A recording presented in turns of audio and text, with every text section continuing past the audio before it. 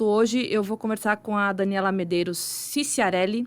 Ela que é psiquiatra, a formação dela é em psiquiatria e medicina do trabalho, transtornos mentais relacionados ao trabalho pelo Instituto de Psiquiatria da USP. A gente vai falar sobre burnout, ou seja, o esgotamento mental, principalmente dentro da área de trabalho. Doutora, é prazer, bem-vinda aqui ao Não Pire e Respira. Obrigada pela sua participação.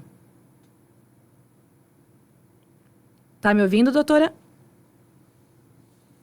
A gente vai tentar restabelecer o sinal aqui com a doutora. Tá me ouvindo, doutora? Oi, tô te ouvindo, Patrícia. Boa tarde. Boa tarde. Bom, eu fiz uma abertura aqui falando sobre esse esgotamento mental, principalmente no ambiente de trabalho, que a gente chama aí ao pé da letra de burnout, né? E eu queria saber da doutora, que é especialista nessa área, quais são os principais sinais que a gente pode começar a ficar preocupado que algo não vai bem no ambiente de trabalho? Primeiramente, Patrícia, eu queria agradecer o convite por participar da entrevista. É uma honra aqui estar falando sobre esse assunto aqui com vocês. Então, vamos lá. Sobre o burnout, né? Trazendo primeiramente o conceito da palavra. O que seria burnout? Da origem inglesa, a palavra to burn, que quer dizer queimar. E out, até o fim. Então, o que isso quer dizer? Um fogo que você vai apagando, vai se apagando aos poucos, né? Até a exaustão, como se fosse um fósforo queimando até apagar a sua chama. Então, nada mais é do que o burnout, é uma síndrome conceituada como um resultado do estresse crônico dentro do local de trabalho, quando esse estresse ele não consegue ser gerenciado com sucesso. E, doutora, como começar a perceber, né, que algo não vai bem com a saúde mental dentro do ambiente de trabalho? Como que a gente precisa ficar atento? Porque a gente sabe que hoje em dia, o dia a dia já é tão corrido, é tão doido. Acho que quem passa por burnout demora para poder perceber que algo não vai bem. Eu queria entender os principais sinais, o que a gente tem que ficar de olho nesse esgotamento mental dentro do ambiente de trabalho. A síndrome de burnout, ela tem 3 sinais, né? Ela é dentro de uma tríade. Um dos primeiros sinais é a exaustão emocional. Aquele funcionário, ele começa a não ter recursos emocionais para lidar com a sobrecarga de trabalho. Então, ele começa a perceber que ele não tem mais condições de ter energia ali que aquele trabalho requer. Então, começa a se distanciar um pouco daquele trabalho. Começa a ter sentimentos negativos, começa a se isolar dos colegas e começa também a duvidar da sua capacidade dentro daquele trabalho que já fazia antes. Então, era um trabalho que executava ali perfeitamente e aquela pessoa começa a achar que ela não tem mais condições de exercer aquele trabalho. Então, são esses 3 sinais e sintomas que compõem a tríade da síndrome de burnout. Então, a gente pode dizer que a produtividade do profissional começa a cair, ele mesmo começa a não acreditar mais no potencial dele dentro do ambiente de trabalho, é isso? Exatamente. A exaustão é tamanha que o funcionário começa a não acreditar nas suas próprias habilidades. Um trabalho que antes executava ali sem nenhum problema, ele começa a duvidar de si mesmo. Começa a ter sintomas de exaustão, de cansaço, fadiga.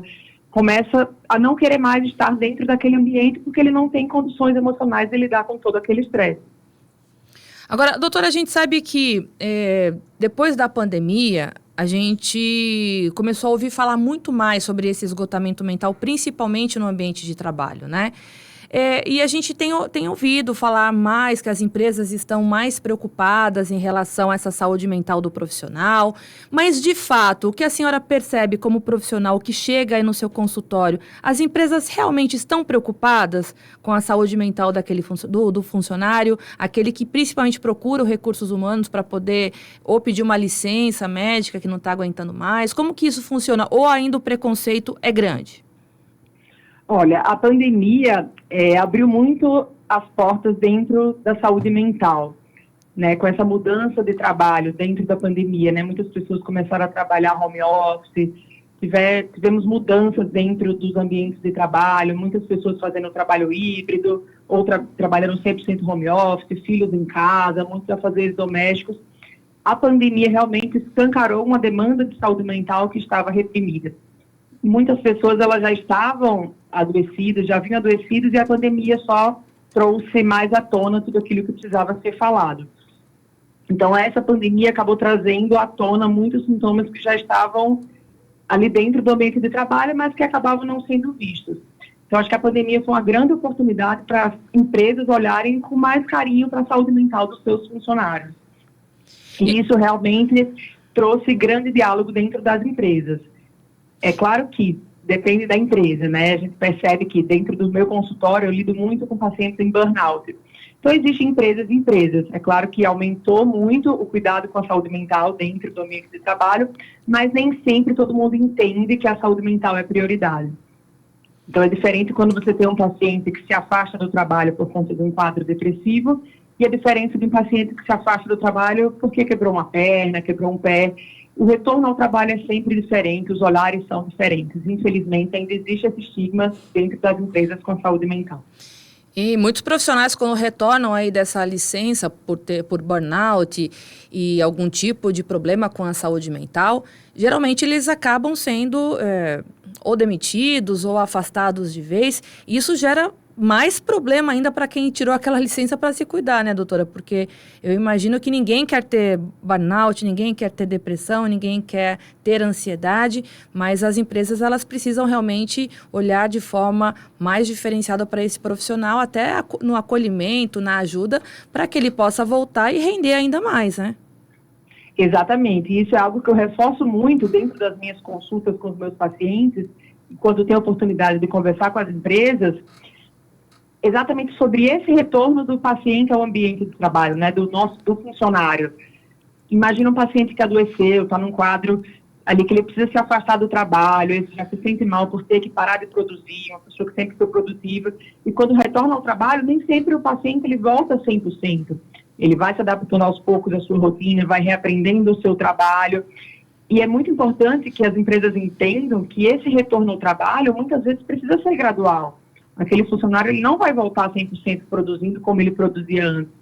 Porque além dele estar num processo de doença, ele está ali se recuperando, então as habilidades vão retomando aos poucos. É igual quando você começa uma nova habilidade, aprende a tocar um instrumento, aprende uma atividade física nova, isso tudo demanda tempo. E é isso que precisa ser entendido dentro das empresas. Esse acolhimento é muito importante para que o paciente se sinta de volta ali dentro do ambiente de trabalho e consiga retomar suas atividades como antes. Doutora, e a gente sabe que existem muitos ambientes tóxicos, né, no mercado de trabalho, em algumas empresas, e isso, enfim, acontece. Só que muitos profissionais que chegam nesse esgotamento mental, assim, no ápice do esgotamento mental, que aí ele já é identificado aí com burnout, a gente, muitas vezes, aquele profissional, ele ama o trabalho, adora o que está fazendo, mesmo assim, ele é diagnosticado com burnout, mas esse esgotamento mental, ele vem numa sequência aí de anos, né, daquele acúmulo de problemas, eu imagino. Eu queria que a senhora explicasse que isso não acontece talvez da noite para o dia, né? Eu imagino que venha numa sequência, aí numa escala dele chegar nesse patamar. Então, não quer dizer que ele não gosta mais de trabalhar, que ele não gosta da empresa. Eu acredito que seja essa escala e chega um momento que tudo isso transborda, como um copo cheio que não cabe mais a água e transbordou, é isso? Exatamente, o corpo vai dando sinais, né? O corpo e a mente. Então, geralmente, pessoas que tendem a ter burnout são pessoas que são mais competitivas, pessoas que de fato amam o seu trabalho, os famosos workaholics, né? Aquelas pessoas que gostam de estar envolvidas em diversas tarefas, com muita responsabilidade, têm dificuldade muitas vezes de delegar as suas funções, e são pessoas que às vezes que acabam desprezando o período de folga, gostam mesmo ali de estar trabalhando. E chega um momento que o nosso corpo dá sinais, né? Porque trabalho é trabalho, descanso é descanso. Então, por mais que a gente ame o nosso trabalho, a gente também precisa, né, como pessoa, ter um momento de lazer. Então, você está o tempo inteiro ali sendo exposto a situações de estresse, tem uma hora que o seu corpo começa a dar sinais. Então, começam sinais de cansaço, de fadiga, podem ocorrer sintomas depressivos, sintomas ansiosos, aquela sensação de que você não vai dar conta, de não querer mais estar trabalhando. E isso não é que a pessoa não gosta do seu trabalho, mas ela gosta tanto que ela não consegue ter outras coisas dentro da sua vida preenchidas. Então, acaba que o trabalho ocupa 100% do tempo. Uma hora a conta chega. Doutora, vamos falar um pouquinho de prevenção, antes de a gente tem uns minutinhos aqui ainda. Esse trabalho preventivo, para não se chegar, né, a esse esgotamento mental, como que o profissional deve fazer para poder separar um momento de lazer, um momento de trabalho, um momento das atividades físicas? Como que ele deve seguir essa sequência aí do dia para que tudo fique bem e que feche o dia aí numa escala bacana, que consiga satisfazer tanto a questão das coisas legais daquele dia, não só trabalho, como a doutora falou, né? Como planejar esse dia e até para poder fazer esse trabalho preventivo do burnout? Dentro do burnout, o melhor tratamento é sempre a prevenção, né? Que bom que você trouxe isso à tona.